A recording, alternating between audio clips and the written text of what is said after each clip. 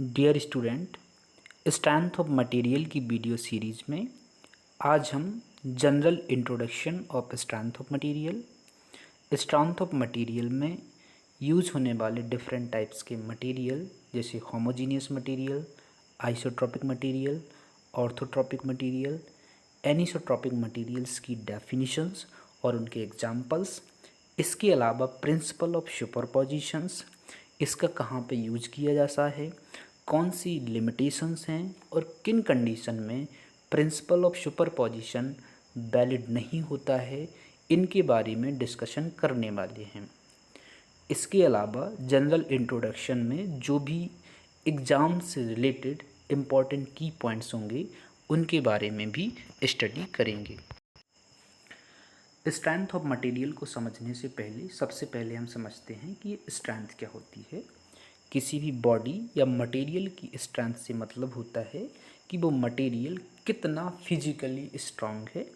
इसका सिंपल सा मतलब है कि कोई भी बॉडी या मटेरियल कितना लोड कैरी कर सकता है या रेसिस्ट कर सकता है या उसकी कितनी लोड को बियर करने की कैपेसिटी होती है, उसे हम क्या बोलते हैं, स्ट्रेंथ बोलते हैं।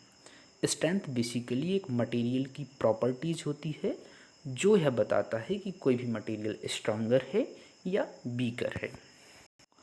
अब फिगर में एक बॉडी बिल्डर को शो किया है मैंने। अब यहाँ पे बॉडी बिल्डर की स्ट्रेंथ से मतलब होगा कि वह कितने वेट को इजीली बिना किसी डिस्कम्फर्ट के लिफ्ट कर सकता है, वो क्या होगी इस बॉडी बिल्डर की स्ट्रेंथ। मान लीजिए कि यह बॉडी बिल्डर 100 kg वेट को लिफ्ट कर लेता है बिना किसी परेशानी के, तो वो इसकी क्या हो जाएगी, स्ट्रेंथ ऑफ बॉडी बिल्डर।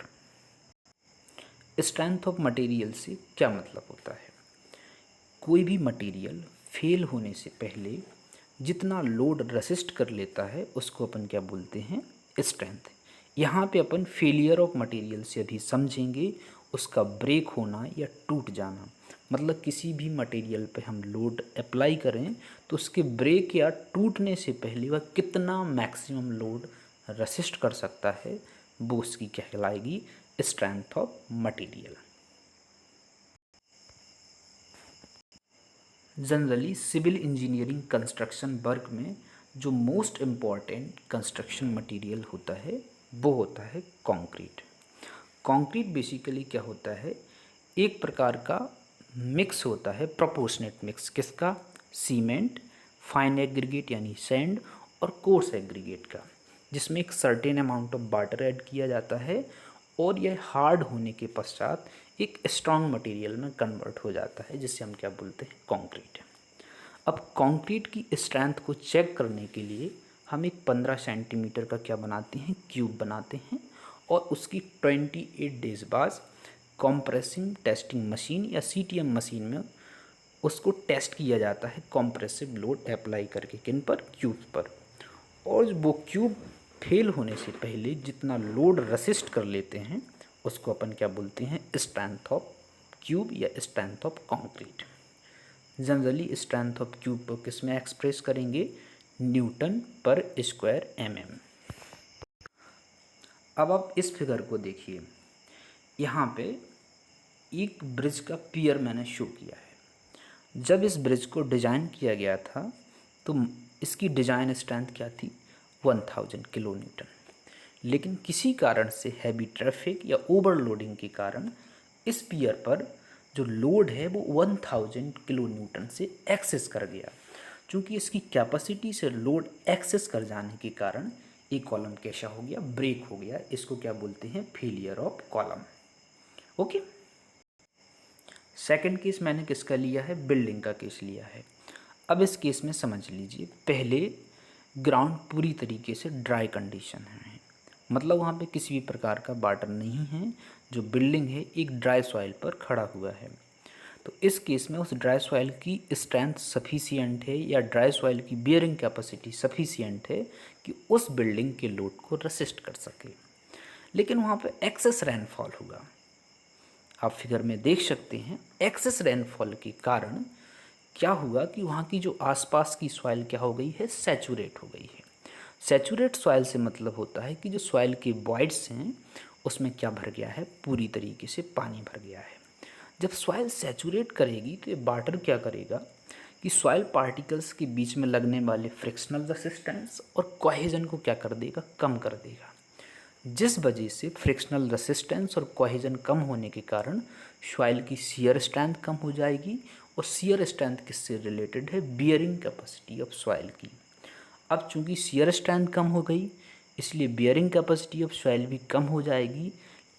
तो क्या हो गया, चूंकि जो अब बरसात की कंडीशन में सॉइल की बियरिंग कैपेसिटी कम हुई और उस बिल्डिंग के लोड को वो क्या नहीं कर पाई, रेसिस्ट नहीं कर पाई। इस वजह से बिल्डिंग क्या हो गया, फेल हो गया, ओके, गिर गया। एंड लास्ट एग्जाम्पल किसका है, ब्रिज का। इसमें व्हीकल लोड या ट्रैफिक लोड एक्सेस हो गया जिस वजह से ब्रिज उसको रेसिस्ट नहीं कर पाया और वो उसका क्या हो गया, फेलियर हो गया। अब चूंकि हमने स्ट्रेंथ की डेफिनेशन क्या पढ़ी थी, load carrying capacity of a material और बॉडी बिफोर फेलियर। अब यहाँ पे फेलियर किस प्रकार से हो सकता है, जनरली किसी भी मटेरियल या स्ट्रक्चरल एलिमेंट जैसे बीम, कॉलम, ईटीसी का फेलियर दो प्रकार से हो सकता है। एक होता है कॉलेस्प फेलियर और दूसरा होता है सर्विस एबिलिटी फेलियर।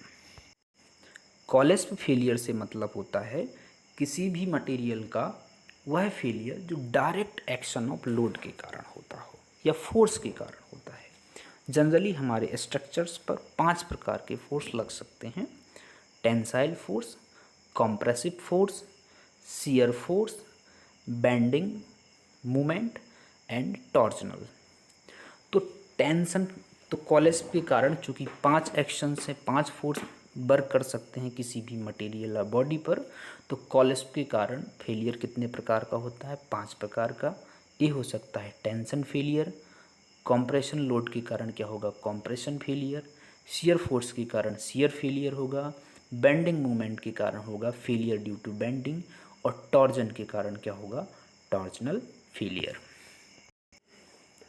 अब चूंकि 5 प्रकार का फोर्स हो सकता है, पहला होता है कॉम्प्रेसिव फोर्स।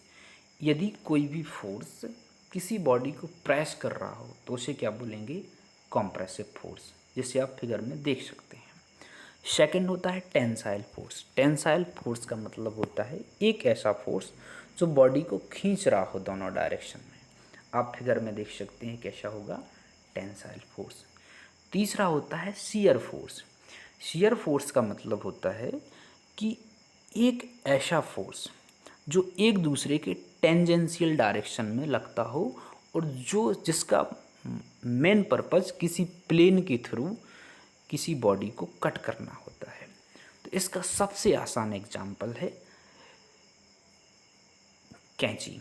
क्योंकि कैंची में दो क्या होती हैं, उसकी लीफ होती हैं, तो एक दूसरे पे बराबर फोर्स लगाती हैं। एक दूसरे के वो फोर्स कैसा होता है, टेंजेंशियल, और कागज़ को क्या कर देता है, कट कर देता है।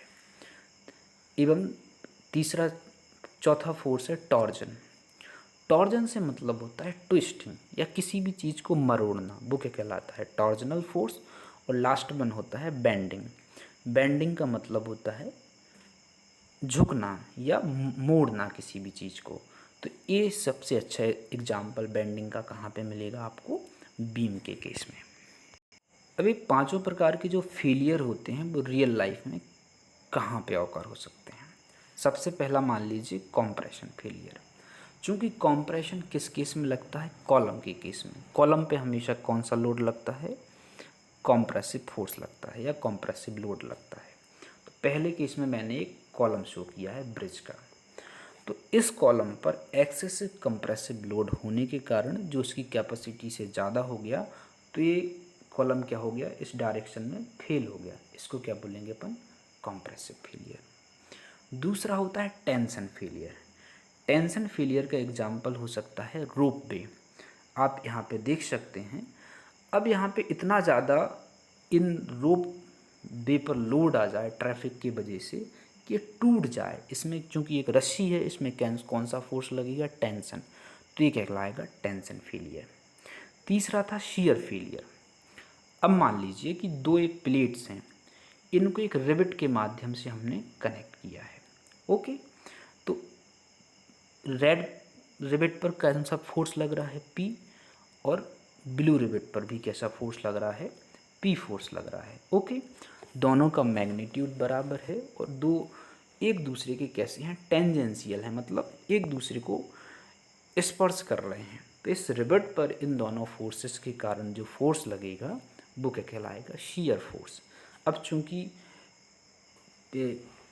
रेड प्लेट वाला फोर्स लेफ्ट डायरेक्शन में उसको पुल कर रहा है और ब्लू वाला किस में, राइट डायरेक्शन में, तो इस वजह से ये जो अपनी रिवेट होगी यहाँ पे फेल हो जाएगी, टूट जाएगी। इसको अपन क्या बोलते हैं, शियर फेलियर। अब चूंकि जो फेलियर होता है टेंशन या कंप्रेशन के कारण या टॉर्जन के कारण, वो किस पर डिपेंड करता है कि वो मटेरियल कैसा है। मान लीजिए कि एक सिलेंड्रिकल शेप है, एक रॉड है, बार है, ओके, उसका एक सफिशिएंट डायामीटर है और एक लेंथ है। अब दो प्रकार के मटेरियल हैं आपको, एक मटेरियल कैसा है, ब्रिटल मटेरियल है, और दूसरा कौन सा है, डक्टाइल मटेरियल है। तो जब इस पर टेंसाइल लोड लगाया जाएगा तो ब्रिटल मटेरियल के केस में यह लॉन्गिट्यूडनल एक्सिस के 90 डिग्री पर फेल हो जाएगा, और डक्टाइल मटेरियल के केस में इसका क्रॉस सेक्शन क्या होता जाएगा, कम होता जाएगा और एक टाइम पे ब्रेक हो जाएगा। आप यहाँ पे देख सकते हैं। अब दूसरा देखते हैं अपन, कंप्रेशन फेलियर। कंप्रेशन भी फेलियर दो प्रकार का होता है, एक शियर फेलियर, मतलब यदि तिरछी डायरेक्शन में फेल हो रहा है कंप्रेशन के कारण तो ये शियर फेलियर है, और दूसरा होता है बल्जिंग। अब चूंकि यहाँ पे जब अपन ने कॉम्प्रेसिव लोड लगाया तो इसका सेंट्रल में क्रॉस सेक्शन बढ़ गया है, इसको अपन क्या बोलते हैं, बल्जिंग फेलियर। टॉर्जनल फोर्स लगाया जाएगा, टॉर्जन का मतलब होता है ट्विस्टिंग या मरोड़, ऐंठन लगाए, ऐंठन बोल सकते हैं।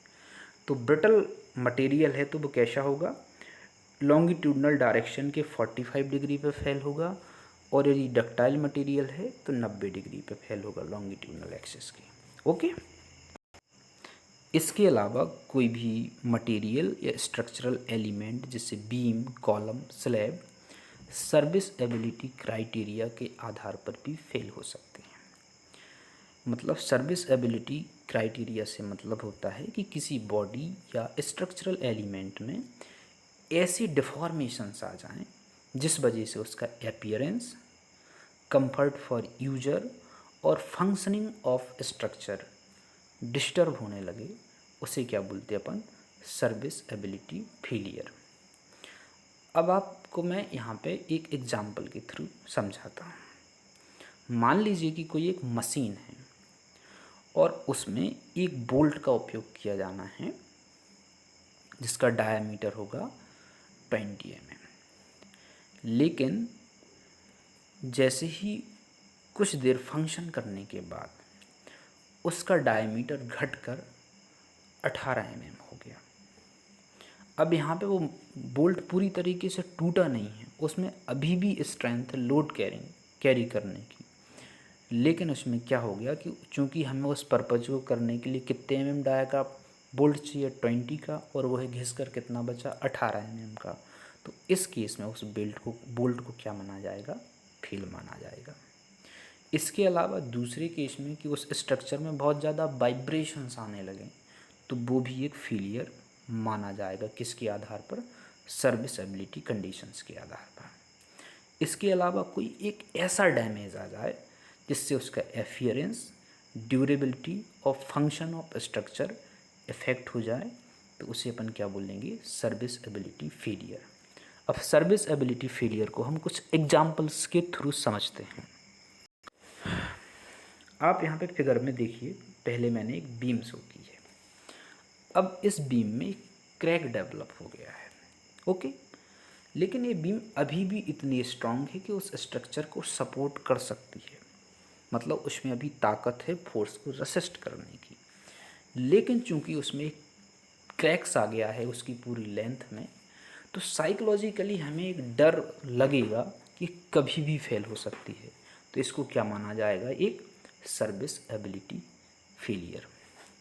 सेकंड केस किस में देखिए आप, ब्रिज के केस में देखिए।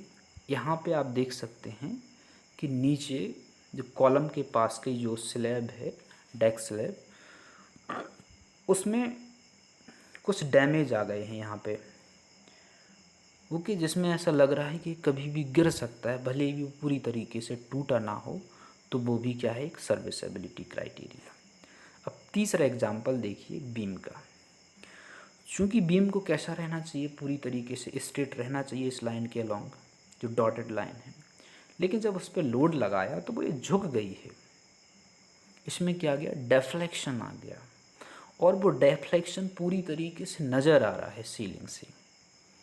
चूँकि वो बीम फेल नहीं हुई है बेंडिंग के कारण, उसमें किसी भी प्रकार का वैसा डैमेज नहीं हुआ है, लेकिन एक्सेसिव डेफ्लेक्शन आ गया है, जिस वजह से उसका जो अपीयरेंस है वो अजीब लगने लगा है। तो इसे क्या माना जाएगा, फेल्ड ही माना जाएगा। कौन सी बेसिस पर, सर्विस एबिलिटी क्राइटेरिया के बेसिस पर। तो किसी भी मटेरियल या स्ट्रक्चरल एलिमेंट दो प्रकार से फेल हो सकता है, एक कॉलेस्प फेलियर और दूसरा होता है सर्विसेबिलिटी फेलियर। कॉलेस्प फेलियर में क्या होगा, डायरेक्ट एक्शन ऑफ फोर्स के कारण फेल होगा, और जो सर्विसेबिलिटी फेलियर में किसको फेलियर के कारण माना जाएगा, पहला हो सकता है उसमें बहुत सारे क्रैक्स आ जाएं, दूसरा वाइब्रेशन होने लगें, एक्सेसिव डेफ्लेक्शन हो जाए, जिस प्रकार की उसकी शेप साइज रिक्वायर्ड थी वो डिफॉर्म हो जाए, तो उसको क्या माना जाएगा, फेलियर ही माना जाएगा। कौन से बेसिस पर, सर्विस एबिलिटी क्राइटेरिया के बेसिस पर। अब इस फिगर को आप ध्यान से देखिए। जब ये बिल्डिंग बनी थी तब वहाँ पे कोई रोड नहीं था, ठीक है, तो वो पूरी तरीके से सेफ थी।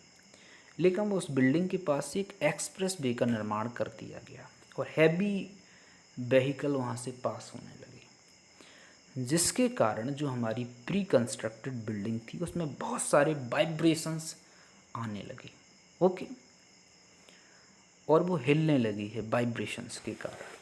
तो इस वाइब्रेशंस के कारण जो उसमें लोग रह रहे हैं उनको क्या होगा, रहने में एक परेशानी होगी, डिस्कम्फर्ट होगी, जो जिस पर्पज़ के लिए उस बिल्डिंग का उपयोग बनाई गई थी उसका उपयोग नहीं कर पाएंगे उसके लिए। तो इस कंडीशन में भी ये बिल्डिंग कैसी मानी जाएगी, फेल्ड मानी जाएगी, क्योंकि वो पूरी तरीके से डैमेज नहीं हुई है, किसी भी प्रकार का उसमें ब्रेकेज नहीं हुआ है, लेकिन बहुत सारे वाइब्रेशंस आ रहे हैं। किसके कारण, वेहिकुलर मूवमेंट्स के कारण, जिस वजह से इसमें रहने वाले लोगों को डिस्कम्फर्ट हो रहा है, और जिस पर्पज़ के लिए इसको बनाया गया है।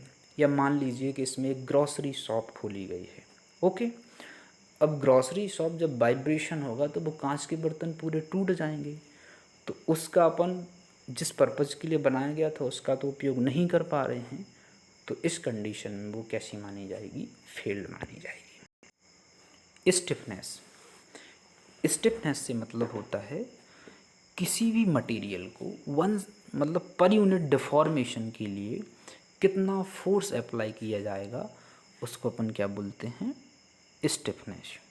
यह बेसिकली डिज़ाइन की सेकेंडरी प्रॉपर्टीज होती है। जब हम किसी भी स्ट्रक्चर को सर्विस एबिलिटी क्राइटेरिया के आधार पर डिज़ाइन करते हैं तो उसमें एक डेफ्लेक्शन सबसे इम्पॉर्टेंट फैक्टर होता है। जिस मटेरियल की जितनी ज़्यादा स्टिफनेस होगी उसमें उतने कम डेफ्लेक्शंस होंगे। यहाँ पे स्टिफनेस से मतलब होता है फोर्स पर यूनिट डिफॉर्मेशन। या मान लीजिए कि कोई एक रॉड है, उसको 1 सेंटीमीटर खींचने के लिए जितने फोर्स की आवश्यकता होगी वो उसकी क्या होगी, स्टिफनेस। अब यहाँ पे आप ध्यान से देखिए, एक स्प्रिंग है जिस पे मैंने एफ लोड लगाया, तो एफ लोड लगाने के कारण इसकी लेंथ कितनी इंक्रीज हो गई, डेल्टा। तो इस केस में इसकी स्टिफनेस क्या हो जाएगी, force F divided by deformation यानी डेल्टा। स्टिफनेस को अपन के से डिनोट करते हैं, ये होता है फोर्स अपॉन डिफॉर्मेशन, ओके। तो जितनी ज़्यादा स्टिफनेस होगी उतना कम क्या होगा, इसमें डिफॉर्मेशन होगा, ओके। अब स्ट्रेंथ ऑफ मटेरियल में किसी भी मटेरियल का एनालिसिस करते हैं तो उसमें कुछ एजम्पशंस ली जाती हैं। सबसे पहली एजम्पशन से मटेरियल इज़ कंटिन्यूस। यहाँ पे मटेरियल इज़ कंटिन्यूस का मतलब होता है कि उस मटेरियल में किसी भी प्रकार के बाइट्स और क्रैक्स नहीं होने चाहिए। दूसरा होना चाहिए कि मटेरियल होमोजीनियस और आइसोट्रॉपिक होना चाहिए। तीसरा, जनरली हम उसका सेल्फ वेट निगलेक्ट कर देते हैं। प्रिंसिपल ऑफ सुपरपोजिशन वहाँ पर वैलिड होना चाहिए। और चौथा, सेंट बिनेंट प्रिंसिपल भी कैसा होना चाहिए, वैलिड होना चाहिए। ये क्या है, एजम्पशंस। यदि किसी भी मटेरियल का हम स्ट्रेंथ ऑफ मटेरियल में एनालिसिस करना है तो ये अपन क्या लेंगे, एजम्पशंस लेंगे। अब होमोजीनियस मटेरियल। होमोजीनियस मटेरियल से मतलब होता है कि एक ऐसा मटेरियल जो सिमिलर टाइप के पार्टिकल से मिलकर बना हो, जिसका प्रत्येक पॉइंट पर कहीं पर भी चेक कर लिया जाए उसका सिमिलर बॉइड रेशियो हो और सिमिलर डेंसिटी हो। तो इस प्रकार के मटेरियल को कैसा बोला जाएगा, होमोजीनियस मटेरियल बोला जाएगा। अब अपन होमोजीनियस मटेरियल की डेफिनेशन फोर्स के रेफरेंस में क्या होगी। स्ट्रेंथ ऑफ मटेरियल में होमोजीनियस मटेरियल उसी बॉडी को या उसी मटेरियल को माना जाएगा जब यदि अपन किसी पर्टिकुलर डायरेक्शंस में फोर्स लगाएं और फोर्स अप्लाई करने पर फोर्स जिस डायरेक्शन में लगाया गया है उस डायरेक्शन में फोर्स से रिलेटेड सभी प्रॉपर्टीज़ कैसी हों, सिमिलर हों, तो उसे क्या बोला जाएगा, होमोजीनियस मटेरियल। मान लीजिए कि कोई एक बॉडी है, उस पर एक्स डायरेक्शन में अपन ने फोर्स लगाया सिमिलर टाइप का, तो उसके हर एक पॉइंट पर सिमिलर स्ट्रेसेस जनरेट हो रही हैं, तो वो एक कैसा है, होमोजीनियस मटेरियल है। होमोजीनियस मटेरियल की फोर्स की डायरेक्शन में उसकी modulus of plasticity, Poisson ratio, bulk modulus, modulus of rigidity कैसी होनी चाहिए, सिमिलर होनी चाहिए। यहाँ पे सिंपल सा मतलब है कि यदि फोर्स की डायरेक्शन में फोर्स से रिलेटेड सभी प्रॉपर्टीज़ सिमिलर हैं तो उसको क्या माना जाएगा, होमोजीनियस मटेरियल कहा जाएगा। इसके एग्जाम्पल हैं wood, iron, gold, steel, brass, bronze, ETC. Second है आइसोट्रॉपिक मटेरियल। आइसोट्रॉपिक मटेरियल से मतलब होता है कि कोई भी मटेरियल है किसी भी पर्टिकुलर पॉइंट पर किसी भी डायरेक्शंस में उसकी फोर्स से रिलेटेड प्रॉपर्टीज सिमिलर हों तो उसे क्या बोलते हैं अपन, आइसोट्रॉपिक पार्टिकल या आइसोट्रॉपिक मटेरियल। मतलब किसी एक पॉइंट पे हर एक डायरेक्शन में सिमिलर प्रॉपर्टीज हों तो उसे हम क्या बोलेंगे, आइसोट्रॉपिक मटेरियल। अब इसको अपन समझते हैं। मान लीजिए कि कोई एक पॉइंट है, उस पर अपन ने एक फोर्स अप्लाई किया हर एक डायरेक्शन में, तो सिमिलर टाइप की उसमें स्ट्रेसेस हैं, हर एक ईच डायरेक्शन में सिमिलर मॉडुलस ऑफ प्लास्टिसिटी है, सिमिलर पॉइजन रेशियो है, सिमिलर बर्क मॉडुलस है या सिमिलर मॉडुलस ऑफ रिजिडिटी है, तो उसे बोला जाएगा आइसोट्रॉपिक मटेरियल। ओके, यदि हर एक डायरेक्शन में मटेरियल की प्रॉपर्टीज सिमिलर हैं जो ज़्यादातर किससे संबंधित हो, फोर्स से संबंधित हो, तो उसको अपन क्या बोलते हैं, आइसोट्रॉपिक मटेरियल। इसके एग्जाम्पल होते हैं फाइन ग्रेन्ड मटेरियल जैसे आयरन, गोल्ड, अदर मेटल। जितनी भी मेटल्स होती हैं जनरली वो कैसी होती हैं, आइसोट्रॉपिक मटेरियल होती हैं। सेकंड होता है ऑर्थोट्रॉपिक मटेरियल। ऑर्थोट्रॉपिक मटेरियल से मतलब होता है कि इसकी एक पॉइंट इसमें कंसीडर कर दीजिए और तीन परपेंडिकुलर डायरेक्शंस में यदि इसकी फोर्स से रिलेटेड प्रॉपर्टीज़ डिफरेंट हों तो उसको अपन क्या बोलते हैं, ऑर्थोट्रॉपिक प्रॉपर्टीज। मतलब एक एफ फोर्स अप्लाई किया तो सिग्मा एक्स डायरेक्शन में सिग्मा एक्स स्ट्रेस आई, वाई में वाई सिग्मा वाई आई और जेड में सिग्मा जेड आई, जो तीनों बराबर नहीं हैं। इस प्रकार के मटेरियल को अपन क्या बोलते हैं, ऑर्थोट्रॉपिक मटेरियल।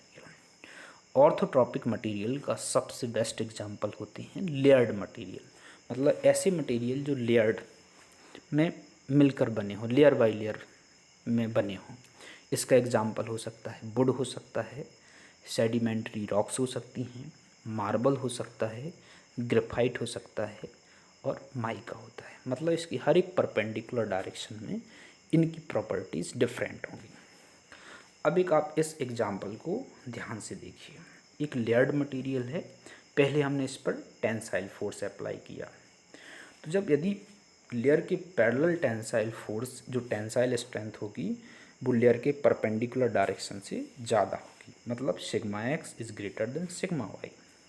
लेकिन यदि इसी लेयर मटेरियल पे हम क्या करें, किया जाए, कॉम्प्रेसिव लोड लगाएंगे, तो लेयर के पैरेलल कॉम्प्रेसिव स्ट्रेंथ इसकी क्या है, सिग्मा एक्स है, और परपेंडिकुलर डायरेक्शन में क्या है, सिग्मा वाई। तो इस केस में अपोजिट हो गया। कॉम्प्रेसिव लोड के केस में कॉम्प्रेसिव स्ट्रेंथ कब होगी, जब लोड लेयर के परपेंडिकुलर डायरेक्शन में अप्लाई किया जाए ज़्यादा। और टेंशन के केस में कब टेंसाइल स्ट्रेंथ ज़्यादा होगी, जब टेंसाइल फोर्स किसके डायरेक्शन में अप्लाई किया जाए, लेयर की डायरेक्शंस में। Okay, and last one is anisotropic material या नॉन आइसोट्रॉपिक मटेरियल या एलियोट्रॉपिक मटेरियल। एक ऐसा मटेरियल जिसकी हर एक डायरेक्शंस में जो प्रॉपर्टीज़ हों वो डिफरेंट हो, उसे अपन क्या बोलते हैं, एनिसोट्रॉपिक या नॉन आइसोट्रॉपिक मटेरियल। इसका सबसे अच्छे उदाहरण होते हैं कि कोई भी मटेरियल हो उसमें क्रैक्स हों और बॉइड्स हों, तो वो कैसा हो सकता है, नॉन आइसोट्रॉपिक या एनिसोट्रॉपिक या एलियोट्रॉपिक मटेरियल हो सकता है। मैंने एक यहाँ पर रॉक्स हुई है जिसमें बहुत सारे क्रैक्स हैं और बॉइड्स हैं, तो एक कैसा मटेरियल होगा, एलियोट्रॉपिक या नॉन आइसोट्रॉपिक। होमोजीनियस और आइसोट्रॉपिक मटेरियल। जनरली जो आइसोट्रॉपिक मटेरियल होते हैं वो होमोजीनियस मटेरियल भी होते हैं, लेकिन जो होमोजीनियस मटेरियल होंगे वो आइसोट्रॉपिक हों ऐसा कहा नहीं जा सकता। होमोजीनियस और आइसोट्रॉपिक मटेरियल की खासियत ये होगी कि इसकी हर एक डायरेक्शन में किसी भी पॉइंट पर चेक कर लो सिमिलर प्रॉपर्टीज होंगी। इसका एग्जांपल जितनी भी मेटल्स होंगी वो होंगी आयरन, कॉपर, गोल्ड। अब जैसे वुड का एग्जांपल लिया जाए तो वुड एक होमोजीनियस मटेरियल तो है लेकिन आइसोट्रॉपिक मटेरियल नहीं है, क्योंकि वुड बहुत सारी लेयर्स में रेजिन्स की लेयर से मिलकर बना होता है। तो उसकी जो रेजिन्स के पैरेलल डायरेक्शंस में, जो ग्रेन्स की पैरेलल डायरेक्शन में वो स्ट्रांग होती है और परपेंडिकुलर डायरेक्शन में वीक होगी। किस केस के, टेंसाइल फोर्स के केस में। Effect of self weight on stress strain curve. Self weight का क्या इफेक्ट हो सकता है। पहला केस मान लीजिए कि सेल्फ वेट को अपन ने कंसीडर नहीं किया है, तो उसमें जो स्ट्रेस स्ट्रेन का डायग्राम होगा या कर्व होगा वो कहाँ से स्टार्ट होगा, ओरिजिन से। क्योंकि जब सेल्फ वेट उसका अपन ने कंसीडर ही नहीं किया है तो सेल्फ वेट के कारण जो स्ट्रेस होगी वो क्या होगी, जीरो होगी। और यदि सेल्फ वेट को कंसीडर कर लिया जाए और फिर स्ट्रेस स्ट्रेन कर्व को प्लॉट किया जाए तो वो ओरिजिन से शुरू ना होकर से कभी शुरू नहीं होगा। क्यों नहीं होगा, क्योंकि उसमें पहले से ही कुछ स्ट्रेसेस मौजूद हैं। किसके कारण, उसके सेल्फ वेट के कारण। Principle of superposition. Principle of superposition को हम एक एग्जाम्पल के थ्रू समझते हैं। मान लीजिए कि कोई एक सिंपली सपोर्टेड बीम है जिस पे 3 प्रकार के लोड अप्लाई किए जाने हैं, एक पॉइंट लोड, एक मोमेंट और एक यूनिफॉर्मली वेरिंग लोड, ओके, या ट्रायंगुलर लोडिंग। तो प्रिंसिपल ऑफ सुपरपोजिशन ये बोलता है कि इस बीम पर तीनों लोड इंडिविजुअली अप्लाई करो। पहले पॉइंट लोड अप्लाई करो, फिर ट्रायंगुलर लोडिंग अप्लाई करो और देन मोमेंट अप्लाई करो, और इनका अलग अलग एनालिसिस करो। और फिर इन तीनों एनालिसिस को या तीनों के इफ़ेक्ट को जोड़ दिया जाए तो वो बराबर होगा जब यह तीनों लोड एक साथ अप्लाई किए जाएं। इसको अपन एक एग्जाम्पल के थ्रू समझते हैं। मान लीजिए कि एक बीम है, जब इस पर पॉइंट लोड अप्लाई किया तो सेंटर पर डिफ्लेक्शन आया 2 mm। जब ट्रायंगुलर लोड अप्लाई किया तो सेंटर पर डिफ्लेक्शन आया 3 mm, और जब मोमेंट अप्लाई किया तो सेंटर पर डिफ्लेक्शन आया 3 mm। तो टोटल डिफ्लेक्शन क्या हो जाएगा, 2 + 3 + 3 यानी 8 mm। ओके, अब इन्हीं फोर्स को एक साथ अप्लाई कर दिया जाए तब भी सेंटर पर डिफ्लेक्शन कितना आ जाएगा, 8 mm ही होगा। ओके, तो यह केस हर किसी फोर्स फंक्शन के लिए अप्लाई होगा, चाहे किसी भी पॉइंट पर तीनों का कंबाइन इफेक्ट लिया जाए, slope, deflection, movement, shear force, support reaction, वो कैसी होगी, बराबर होगी। क्योंकि प्रिंसिपल ऑफ सुपरपोजिशन का मेन फंक्शन क्या होता है, एनालिसिस को आसान बनाना।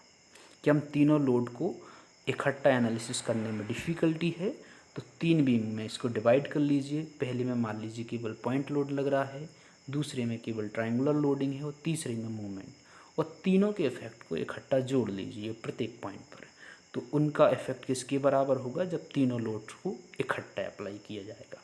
इसको अपन बोलते हैं principle of superposition. Limitation of principle of superposition. अब प्रिंसिपल ऑफ जो सुपरपोजिशन है वो कहाँ पर अप्लाई किया जा सकता है और कहाँ पर नहीं, इसके कुछ लिमिटेशंस हैं। पहला है लीनियर इलास्टिक मेंबर, मतलब कोई भी मटेरियल कैसा होना चाहिए, लीनियर इलास्टिक मेंबर होना चाहिए, यानी उसको हुक्स लॉ को अप्लाई होना चाहिए, हुक्स लॉ वहाँ पे वैलिड होना चाहिए, पहली कंडीशन। दूसरा है उसमें डिफॉर्मेशन बहुत स्मॉल होना चाहिए, मतलब यदि बीम को एक कंसीडर किया जाए तो उसमें मुश्किल से डिफ्लेक्शन कितना है, 1 से 2 mm, जो लगभग नेग्लिजिबल हो। ऐसा नहीं कि 50 mm का डिफ्लेक्शन आ जाए, तो उस केस में हम प्रिंसिपल ऑफ सुपरपोजिशन नहीं अप्लाई कर सकते। तो प्रिंसिपल ऑफ सुपरपोजिशन किन कंडीशन में अप्लाई किया जा सकता है, जहाँ पे हुक्स लॉ वैलिड हो और दूसरा डिफॉर्मेशन कैसे हो, बहुत स्मॉल हो। अब प्रिंसिपल ऑफ सुपरपोजिशन निम्नलिखित केस में अप्लाई नहीं किया जा सकता है। पहला है डीप बीम, यदि हमारी बीम कैसी हो, डीप हो, तो वहाँ पे प्रिंसिपल ऑफ सुपरपोजिशन अप्लाई नहीं किया जाएगा। डीप बीम किसको माना जाएगा, यदि किसी भी बीम की डेप्थ या गहराई 750 mm से ज़्यादा होती है तो वो बीम क्या होगी, 750 mm। मतलब कोई भी बीम यदि जिसकी डेप्थ 750 mm से ज़्यादा है उस पर प्रिंसिपल ऑफ सुपरपोजिशन अप्लाई नहीं होगा। दूसरा होता है sinking of support. Sinking of support का मतलब होता है एक सपोर्ट का सेटलमेंट। ओके। तीसरा है लॉन्ग कॉलम के केस में प्रिंसिपल ऑफ सुपरपोजिशन वैलिड नहीं होगा या एप्लीकेबल नहीं होगा, और लॉन्ग कॉलम किसको माना जाएगा, जिसका फेलियर बकलिंग के कारण हो रहा हो। और चौथा है torsion of non circular shaft. इन चारों को अपन समझते हैं। सेकंड था सिंकिंग ऑफ सपोर्ट। अब मान लीजिए कि एक बीम है ए बी, ओके, क्लियर है। जब ये बीम कंस्ट्रक्ट की गई थी तो ए और बी का लेवल क्या था, सिमिलर था, लेकिन किसी भी प्रकार की लोडिंग के कारण बी सपोर्ट में डेफ्लेक्शन हो गया, सेटलमेंट हो गया डेल्टा, तो इसको अपन क्या बोलते हैं, sinking of support at B. चूँकि बी सपोर्ट सिंक हो गया, इसका सेटलमेंट हो गया, ये बैठ गया, तो यदि ऐसी कंडीशन हो कहीं पर तो वहाँ पे प्रिंसिपल ऑफ सुपरपोजिशन अप्लाई नहीं किया जा सकता। दूसरा होता है लॉन्ग कॉलम या बकल्ड कॉलम। तो चूँकि कोई कॉलम इस तरीके से फेल हो रहा हो, मतलब टूटने के पहले मुड़ रहा हो वो, तो इस प्रकार के कॉलम को क्या बोलते हैं, बकल्ड कॉलम। या लॉन्ग कॉलम हो तो वहाँ पे हम कौन सा प्रिंसिपल ऑफ सुपरपोजिशन को अप्लाई नहीं कर सकते। ओके। और तीसरा है twisting of non circular section. यदि कोई भी नॉन सर्कुलर शाफ्ट हो और उसको ट्विस्ट किया जा रहा हो या टॉर्जन उस पर अप्लाई किया जा रहा हो, तो वहाँ पर भी प्रिंसिपल ऑफ सुपरपोजिशन अप्लाई नहीं होगा। यदि आपको ये वीडियो पसंद आया है तो कृपया इसको लाइक, शेयर और सब्सक्राइब कीजिए। धन्यवाद।